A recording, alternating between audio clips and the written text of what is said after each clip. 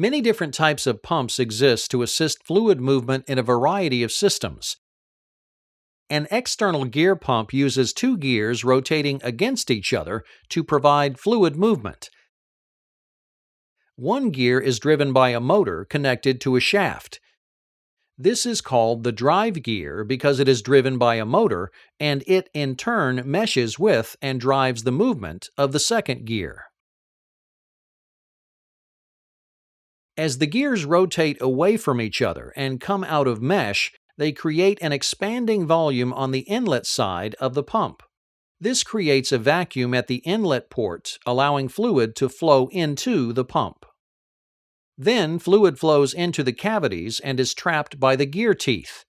As the gears rotate, a flow path is created around the outside of each one. Fluid trapped in the slots between teeth is carried around and discharged into the cavity with the outlet port. Meshing of the teeth in the center of the pump seals the outlet port from the inlet port. No fluid passes between the gears. The advantages of external gear pumps are their high speed and pressure, relatively quiet operation, and that their design accommodates a wide variety of materials. Disadvantages include bushings in the liquid area can become worn and that they have fixed end clearances. Internal gear pumps are exceptionally versatile. This type of pump has one inner gear which is inside a second outer gear. The inner gear has a shaft driven by a motor and has teeth that protrude outward.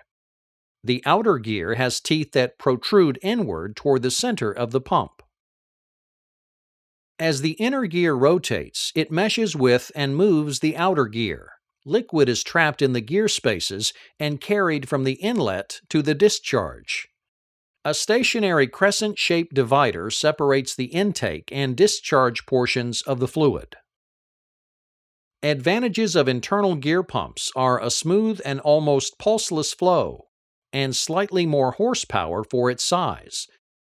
Disadvantages are its higher cost, limited size range, low to moderate pressure ratings, and few sources of manufacture. A rotary vane pump is a positive displacement pump that consists of vanes mounted to a rotor. The vanes are on an off-center drive shaft.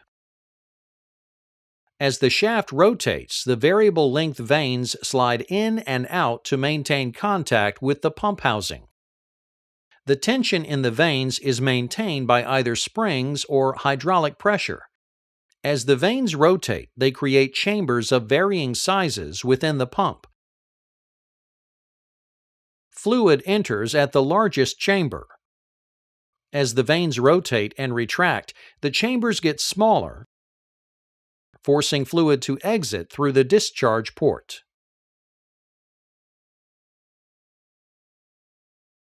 The advantages of vane pumps are that they can handle low viscosity fluids at relatively higher pressures, can dry run for short periods, and develop a good vacuum. Their disadvantages include complexity and their unsuitability for both high pressure and high viscosity fluids. Piston pumps come in many different forms. A swash plate is a device used to translate the motion of a rotate shaft into the reciprocating motion of a piston. Swash plate piston pumps have a rotating shaft connected to a cylinder block containing pistons, which are pressed against a stationary swash plate that sits at an angle to the cylinder. As the shaft rotates, the pistons move against the swash plate, causing them to reciprocate within the piston block.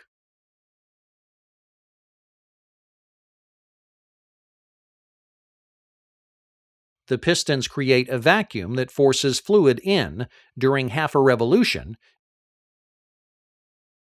and expels fluid during the other half. On the intake stroke, a spring ensures the pistons pull back and maintain contact with the swash plate, causing fluid to fill the empty cavity left behind. On the discharge stroke, the angle of the swash plate forces the pistons back inside the piston block and discharges the fluid. The greater the slant on the swash plate, the further the pump pistons move and the more fluid they transfer. Piston pumps, in general, are manufactured with closer internal fits than other pumps. This means that internal slippage can be less so that they operate with reasonable efficiency at pressures both too high or too low for the operation of other pumps. Radial pumps are designed so the pistons stroke in a direction at right angles to the shaft.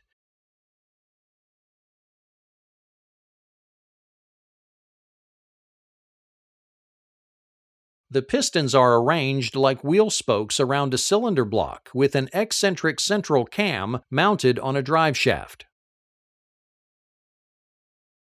As the shaft rotates, the cam moves towards the pistons, forcing them down into the cylinder block and discharging the fluid. As the cam moves away, springs help retract the piston and cause the intake stroke. Check valves ensure that fluid only enters the inlet ports and only exits the outlet ports. Radial piston pumps have a low noise level, very high loads at low speeds, and high efficiency.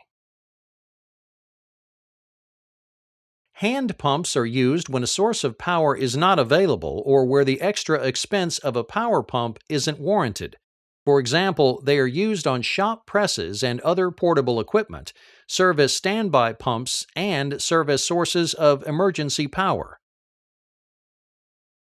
Hand pumps are always of piston type and are usually constructed with a piston working between two check valves.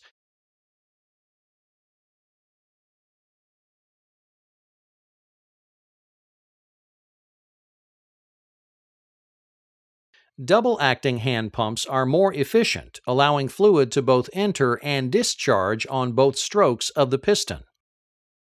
Moving the pump handle in either direction allows fluid to be drawn in from the reservoir and discharged via the outlet ports.